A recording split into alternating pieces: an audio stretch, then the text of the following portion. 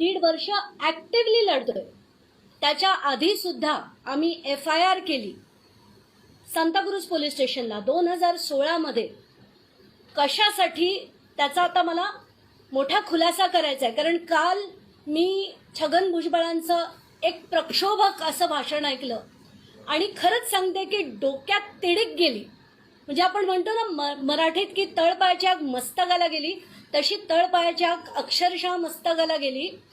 ते कालच्या सभेत म्हणाले की तुमचं खातो काय, मी माझ्या कष्टाचं खातो. एक तर मला कळत नाही की ज्या माणसाला उठसूट छातीत कळ यायची, आता कुठे गेली ती कळ?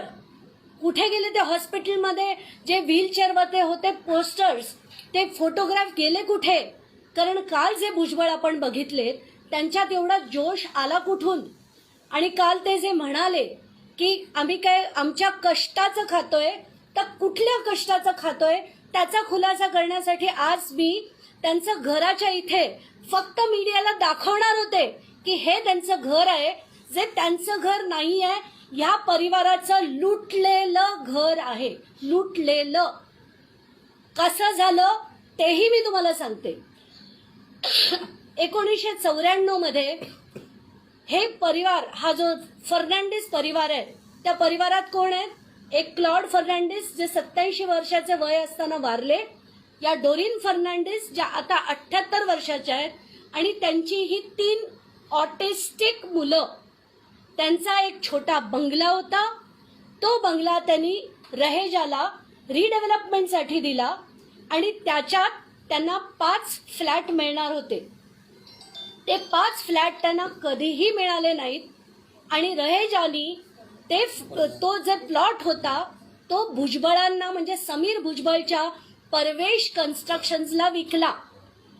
ज्या दिवशी तिथे बुलडोज केला यांचा बंगला, तेव्हा यांना फोन आले की तिथे तुमचा बंगला बुलडोज झालेला आहे. धावत पळत ते अक्षरशः गिडगिडत त्या समीर भुजबळांना भेटले. 1 वेळा नाही, 1000 वेळा भेटले. सगळ्यांना भेटले. ते काही झालं नाही. या परिवाराला आज तगायत 1 रुपया सुद्धा कॉम्पेन्सेशन मिळालेलं नाही. आणि मला हेच दाखवायचं होतं तिथे नेऊन करण्याच्या मागे. मी काय किरीट सोमय्या नाहीये नुसती टाइमपास करायला आणि ते हातोडे घेऊन मोठे मोठे जायला. आज जे दाखवायचं होतं की ती जी टोलेजंगी इमारत आहे सांताक्रूज वेस्टला, त्याचं जाऊन प्रत्येक चॅनलला माझी विनंती आहे, त्याचा जाऊन परत तुम्ही फुटेज घ्या आणि सगळ्या लोकांना दाखवा, महाराष्ट्राच्या जनतेला दाखवा की कष्टाचे येणारे पैसे हे यांचे लुटलेलं जे त्यांचा बंगला होता, तिथे हे जे मोठी इमारत बांधली आहे ज्याच्या 9व्या मजल्यावर स्विमिंग पूल केलाय, त्याच्यात भुजबळ कुटुंब होतं, ते यांचे खाल्लेले पैसे आहेत. आज तगायात 1 रुपया मिळाला नाही. मी हे सगळं ज्यांची जी कहाणी आहे ही मी सगळ्या मीडियाला पाठवली होती, झाडून सगळ्या एडिटर्सना. त्यांनी कोणीही 1.5 वर्षापूर्वी पाठवली, काही केलं नाही. मी सुप्रिया सुळेंना, ज्यांच्या परिवाराबद्दल मला यक्किंचितही आदर नाही, त्यांना सुद्धा मी जेव्हा पाठवलं, मी खरंच म्हटलं पाहिजे 30 सेकंदात त्यांचा मला फोन आला आणि त्यांनी माणूस पाठवून व्हेरीफाय केलं की खरंच यांची आज जी दयनीय परिस्थिती आहे. दयनीय परिस्थिती का म्हणते मी? ही 78 वर्षाची बाई आज यांचे केस कापण्यापासनं झाडू पुसणं, सगळं काम, स्वयंपाक करणं, सगळं ती घरी करते. आणि तिला एकच काळजी आहे की ती जर गेली तर उद्या या 3 मुलांना कुठे ठेवायचं. म्हणून मी अक्षरशः कधी पाऊल ठेवलं नसतं अशा वायबी चव्हाणमध्ये गेले. तिथे आमच्या बैठका झाल्या, पण ते निर्दयी लोक जे आहेत, समीर भुजबळ, हे प्रत्येक बैठकीला तिथे यायचे. ह्यांची परिस्थिती त्यांना नवीन नाहीये, कारण ते ओळखतात त्या परिवाराला. त्यांनी हो हो हो हो केलं. शेवटी सुप्रिया सुळेंनी त्यांना जेव्हा अल्टिमेटम दिला जानेवारी महिन्यात, सांताक्रूज वेस्टला, आज मी तुम्हाला जे म्हणतेय की तिथे ते बिल्डिंग दाखवा, ते कशासाठी? यांना फक्त 8.5 कोटी देतो असं सांगण्यात आलं. जानेवारी महिन्यात देतो म्हणून म्हटलं, पण बहुतेक त्यांना कल्पना असेल की ते भाजपत जाणार आहेत म्हणून तेव्हापासनं आत्तापर्यंत आम्ही सगळ्या नुसत्या घेरट्या घालून घालून मेसेज करून करून एक डोरिन मीटिंग नावाचा ग्रुप बनवला होता सुप्रिया सुळेंनी. त्याच्यात सुद्धा अनेक वेळा त्यांनी विनंती केली, सगळ्यांनी विनंती केली की राजकारण जाऊ दे, खड्ड्यात जाऊ देत, चुलीत, या परिवाराला फक्त न्याय मिळू दे. तुम्ही गडगंज आहात. 2653 कोटीची तुमची संपत्ती मी डिस्प्रपोर्शनेट ऍसेटची केस केली आहे. त्या पैशातले त्यांचे देणं, त्यांना मर्सी नको कोणाची, त्यांना फक्त जस्टिस हवाय, जस्टिस. तो आज तगायत त्यांना मिळाला नाहीये. म्हणून मी सगळे प्रयत्न केले. त्यांनी जानेवारीपासनं पुढे करतो सांगितलं. मे का जून महिन्यात भाजपात गेले आणि तेव्हापासनं कंप्लीट बंद झाला हा विषय. आता मध्ये काही काळापूर्वी ते म्हणाले की दिवाळीच्या आधी समीर भुजबळांना पैसे द्यायचे. मग परत एका शुक्रवारी मला मेसेज येतो की ईडीने ती प्रॉपर्टी पेपरवर जप्त केली आहे, त्यामुळे वी कॅनॉट गिव्ह देम. मी म्हटलं तुम्ही कसे नाही देऊ शकत?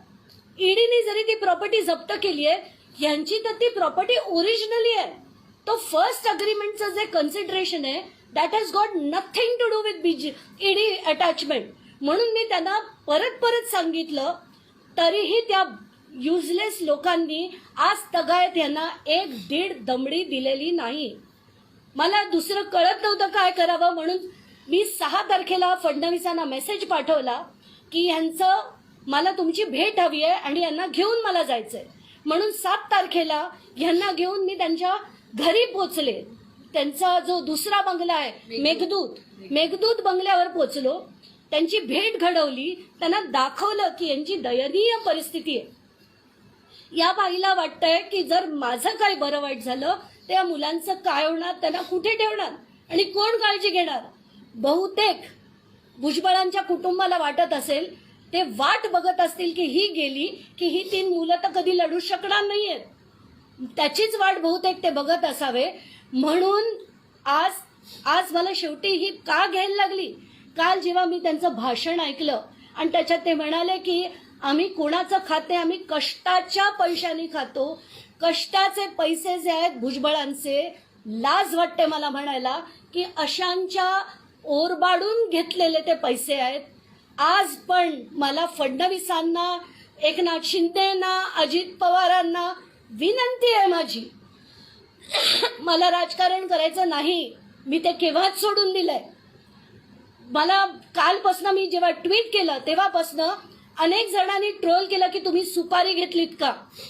तसले धंदे आम्ही करत नाही. आम्ही लढतो ते इथून लढतो आणि लोकांसाठी लढतो. मला जर प्रेस कॉन्फरन्स घ्यायची असती तर मी 1.5 वर्षापूर्वी घेतली असती. पण आम्ही सगळे चॅनल्स केले, सगळे. त्यांच्या अक्षरशः ज्या लोकांना मी कधीही उभं केलं नसतं अशा लोकांच्या घरी जाऊन, त्यांच्या वायबी चव्हाणमध्ये जाऊन सुद्धा मी विनंती केली की यांना त्यांचे पैसे मिळावे. तर आज मी या 3 मुख्यमंत्री आणि 2 उपमुख्यमंत्र्यांना माझं आव्हान आहे की येत्या 48 तासात तुम्ही आमच्याकडनं सगळे पेपर बघा. सगळे पेपर त्या यांच्या नावावर आहेत की नाही, त्यांनी केलेली अग्रीमेंट तपासा आणि जे मी म्हणते ते तंतोतंत खरं असेल तर 48 तासात जर तुम्ही भुजबळांनी यांचे पैसे दिलेत तर मी स्वतः जाऊन त्यांचे आभार मानेन. मी स्वतः जाऊन भुजबळांचे आभार मानेन. पण जर त्यांनी केलं नाही तर तुम्हाला जी ताकद लावायची आहे लावा. मी आणि हा परिवार सोमवारी सकाळी 9 ते संध्याकाळी 6 आम्ही त्यांच्या घराच्या बाहेर जाऊन कुठलंही आंदोलन करणार नाही, कुठलीही बोंबाबोंब करणार नाही. आम्हाला तमाशे करायचे नाहीयेत. आम्हाला फक्त या लोकांना न्याय मिळवून द्यायचा आहे. आणि खरंच हृदय नावाची चीज जर तुमच्यात आज असेल, भुजबळांच्यात जर असेल, तर तातडीने येत्या 48 तासात यांच्या खात्यात त्यांचे पैसे जमा झाले पाहिजेत. नाहीतर मला जे करायचंय, जे मी म्हटलं, सोमवारपासून 9 ते 6 मी त्या बिल्डिंगच्या बाहेर चुपचापपणे जाऊन आम्ही सगळे 5 जण बसणार आहोत. आणि परत मी सांगतेय, कष्टाचे पैसे जर अंगीना, पण माझं आव्हान आहे की आज जे तुम्हाला म्हणालेत ना तुम्ही सासरचं खाता, अरे ते खातात का नाही खात मला माहित नाही. त्या आंदोलनात मला पडायचं नाही, राजकारणात मला पडायचं नाही. मला फक्त न्याय हवा ह्यांचा. आणि काल फक्त ते जे म्हणाले ना, त्यांनी जी डोक्यात तिडक गेली होती म्हणून मी आज ही प्रेस कॉन्फरन्स घेतली आहे, माझ्या घरी घेतली आहे. मला तिथे नेऊन मीडियाला फक्त ते बिल्डिंग दाखवायचं होतं की छोटा बंगला कसा होता आणि आता ते बिल्डिंग आलेलं ते कसं आहे. एवढंच मला म्हणायचंय. कोणाचे काही प्रश्न असतील तर प्लीज विचारू शकता. पोलिसांनी आमच्याकडून काय केलं ते सांगा. मला अजून एक गोष्ट आता त्यांनी जी सांगितली, आज सकाळी जेव्हा मी तिथे पोहोचले, पूर्णच्या पूर्ण लेन मध्ये सगळा पोलीस फोर्स लावलेला होता. अरे कोणाला वाचवताय तुम्ही? भुजबळांना. कशासाठी? म्हणजे जो माणूस जेलमध्ये जाऊन आलाय, जो या लोकांचे खातो, अशांना तुम्ही वाचवता. आणि आमच्यासारखी लोक जी तळमळीने यांच्यासाठी लढतात त्यांना तुम्ही गाडीच्या बाहेर येऊ देत नाही. आणि गेले आता सांताक्रूज पोलीस स्टेशनच्या हद्दीत तो बंगला येतो, पण मला नेलं कुठे? जुहू पोलीस स्टेशनला. आणि तिथे जाऊन सुद्धा एवढे तमाशे झाले की म्हणजे पोलीसनी मला आत एकतर म्हणाले तुम्ही वर या, नाही तर तुम्हाला खेचून घेऊन जाण्यात येईल. माझी सहकारी माझ्याबरोबर होती, तिच्या हाताला ओढून तिला पोलिसांनी नेलं. काय करतायत गृहमंत्री? हेच गृहमंत्री पूर्वीच्या काळी त्याच भुजबळांविरुद्ध लढत होते. त्यांनी PIL फाईल केली होती किरीट सोमय्यांनी आणि भाजपनी. त्यांनाच आज घेऊन तुम्ही त्यांना फूस देताय. कशासाठी? आणि तुमचंच गृह मंत्रालय आज वापरून माझ्यासारखे लोक जे लढतात यांच्यासाठी त्यांना तुम्ही त्रास देताय. बास करा आता, हे बास करा. आणि खरंच लोकांचे प्रश्न, कारण आज आपण मीडियात बघतोय याचा टोला, त्याचं प्रत्युत्तर, सगळा नुसता गटार गंगा करून टाकली आहे राजकारणाची. बास करा. कुठल्याही राजकारणाशी नाही, कुठल्याही आंदोलनांशी नाही. मला फक्त या लोकांना न्याय मिळवून द्यायचा आहे आणि तो मिळवून द्यावा अशी कळकळीची विनंती मी मुख्यमंत्री आणि दोन उपमुख्यमंत्री आहेत त्यांना करते. धन्यवाद.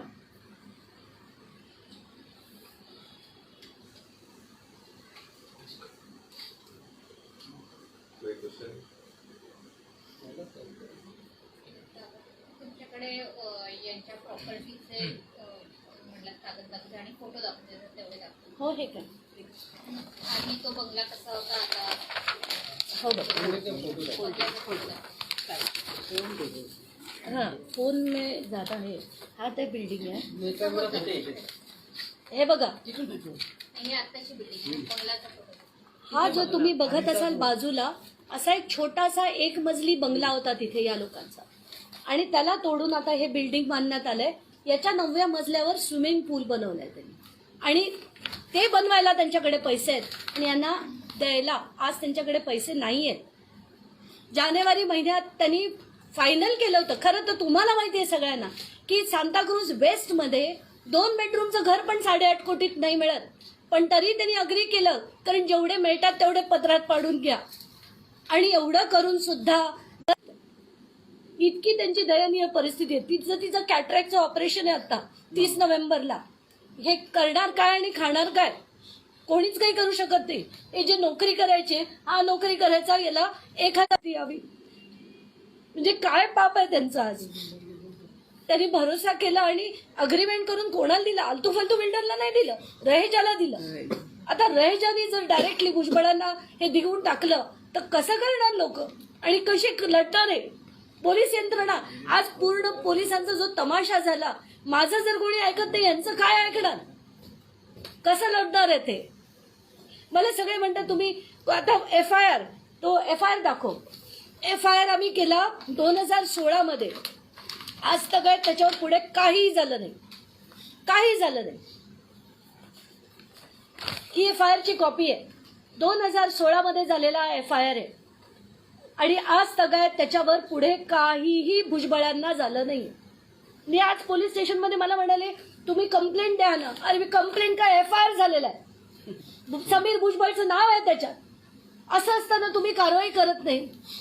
आणि अशांना थारा देऊन परत फडणवीसांसारखे जे त्यांच्या विरुद्ध लढलेले होते ते त्यांना पुन्हा आज मंत्रीपद वाटतात का, की यांच्यासारख्या अजून 1000 लोकांना लुटायला? वाईट वाटतंय मला, दुःख होतंय, दुःख होतंय या सगळ्याचं. चला, प्रेसला माझे धन्यवाद.